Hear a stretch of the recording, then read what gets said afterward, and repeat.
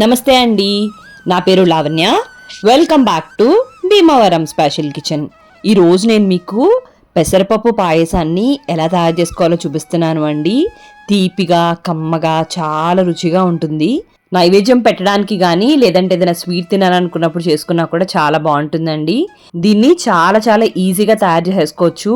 మరి దీని రెసిపీ ఏంటో చూసేద్దామా? ముందుగా స్టవ్ని ఆన్ చేసుకుని కుక్కర్ని పెట్టుకుని దాంట్లోకి 1 కప్పు వరకు కూడా పెసరపప్పుని వేసుకుని సిమ్లో మాత్రమే దోరగా మంచి రంగు వచ్చేంత వరకు కూడా కలుపుకుంటూ జాగ్రత్తగా వేయించేసుకోవాలి. ఈ విధంగా మంచి రంగు రాగానే ఇప్పుడు స్టవ్ని కట్టేసుకుని టైం ఉంటే కనుక ఈ పెసరపప్పుని కొద్దిగా చల్లారేంత వరకు కూడా పక్కకు పెట్టేసుకోండి. ఒకవేళ టైం లేకపోతే దీంట్లోకి గబగబా నీళ్ళని పోసుకుని ఒక 2-3 సార్లు శుభ్రంగా కడిగేసుకోండి. కడుక్కున్న పెసరపప్పులోకి మనం ఏ కప్తో అయితే పెసరపప్పుని తీసుకున్నామో అదే కప్తో 2.5 కప్పుల దాకా కూడా నీళ్ళని పోసుకుని కుక్కర్ మూతని పెట్టేసుకుని 3-4 విజిల్స్ రానిస్తే గనక పెసరపప్పు చాలా మెత్తగా ఉడికిపోయి ఉంటుంది. వేపర్ మొత్తం పోయిన తర్వాత తీసుకుని చూసుకుంటే పెసరపప్పు మనం చేత్తో ఈ విధంగా నలిపితే కనుక మెత్తగా అయిపోతే ఇది పర్ఫెక్ట్గా ఉడికిపోయినట్టు. ఇది మరీ పేస్ట్ లాగా అవసరం లేదండి. లైట్గా పదునుగా పలుకుగా ఉంటే మనం తిన్నప్పుడు మధ్య మధ్యలో తగులుతూ ఉంటుంది. ఇప్పుడు దీన్ని గరిటెతో చూపిస్తున్న విధంగా లైట్గా మ్యాష్ చేసుకోండి. మరీ పేస్ట్లా కాకుండా పలుకుగా ఉండేటట్టు లైట్గా మ్యాష్ చేసుకుని ఈ విధంగా రెడీ అయిన తర్వాత దీన్ని పక్కకు పెట్టేసుకోండి. ఆ తర్వాత స్టవ్ని ఆన్ చేసుకుని కడాయిని పెట్టుకుని దాంట్లో 1 లేదా 2 టీ స్పూన్ల దాకా కూడా నెయ్యి వేసుకుని మీకు నచ్చిన డ్రై ఫ్రూట్స్ని దీంట్లోకి వేసేసుకుని వాటిని కూడా సిమ్లో మాత్రమే పెట్టుకుని దోరగా అయ్యేంత వరకు కూడా వేయించేసుకోండి.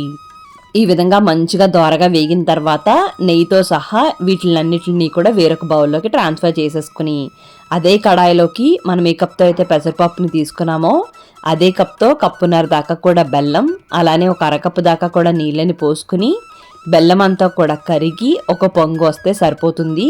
ఎటువంటి పాకం అయితే రావాల్సిన పని లేదు. ఈ విధంగా ఉడుకుతున్నప్పుడు నలకులు ఏమైనా ఉన్నాయనిపించుకుంటే ఒక్కసారి వడపోసేసుకోండి. లేదు అనుకుంటే కనుక దీంట్లోకి మనం ముందుగా ఉడికించి పెట్టుకున్న పెసరపప్పు అంతా కూడా వేసేసుకుని అంతా కూడా కలిసేంత వరకు కూడా బాగా కలిపేసుకుని మీడియం ఫ్లేమ్ మీద ఒక 3-4 నిమిషాల పాటు ఉడికిస్తే ఈ పెసరపప్పులోకి ఈ బెల్లం అంతా కూడా వెళ్ళి మంచి స్వీట్గా తయారవుతుంది. మరీ ఎక్కువసేపు అవసరం లేదండి. జస్ట్ ఒక 3-4 నిమిషాల పాటు ఉడికిస్తే సరిపోతుంది అన్నమాట. 3-4 నిమిషాలు అయిన తర్వాత కన్సిస్టెన్సీ కాస్త థిక్గా అంటే ఈ విధంగా రెడీ అయిపోతుంది అండి. ఇప్పుడు వెంటనే స్టవ్ని కట్టేసుకుని దీన్ని పక్కకు పెట్టేసుకోండి. కొద్దిగా గోరువెచ్చగా అయ్యేంత వరకు కూడా. గోరువెచ్చగా అయిన తర్వాత ఒక్కసారి కలుపుకోండి. కన్సిస్టెన్సీ కాస్త చిక్కబడుతుంది. ఇప్పుడు దీంట్లోకి ఒక 1/2 టీ స్పూన్ దాకా కూడా యాలకుల పొడి, 1 కప్పు వరకు కూడా కాచుకున్న పాలు, బెల్లం గోరువెచ్చగా అయింది కాబట్టి పాలు వేడిగా ఉన్నా పర్వాలేదండి. అలానే మనం ముందుగా వేయించి పెట్టుకున్న డ్రై ఫ్రూట్స్ నెయ్యితో సహా వేసేసుకుని అంతా కూడా కలిసేంత వరకు కూడా బాగా కలిపేసుకుంటే పెసరపప్పు పాయసం రెడీ అయిపోతుంది. మరి మీకు ఈ వీడియో నచ్చినట్టయితే తప్పకుండా లైక్ చేయండి, కామెంట్ చేయండి, మీ ఫ్రెండ్స్కి రిలేటివ్స్కి అందరికీ షేర్ చేయండి. మీరు నా ఛానల్ని ఫస్ట్ టైం చూస్తున్నట్టయితే సబ్స్క్రైబ్ చేసి పక్కనే ఉన్న బెల్లో ఆల్ అని ప్రెస్ చేస్తే నేను ఏ వీడియో పెట్టినా మీకు నోటిఫికేషన్ వచ్చేస్తుంది. థ్యాంక్ యూ అండి.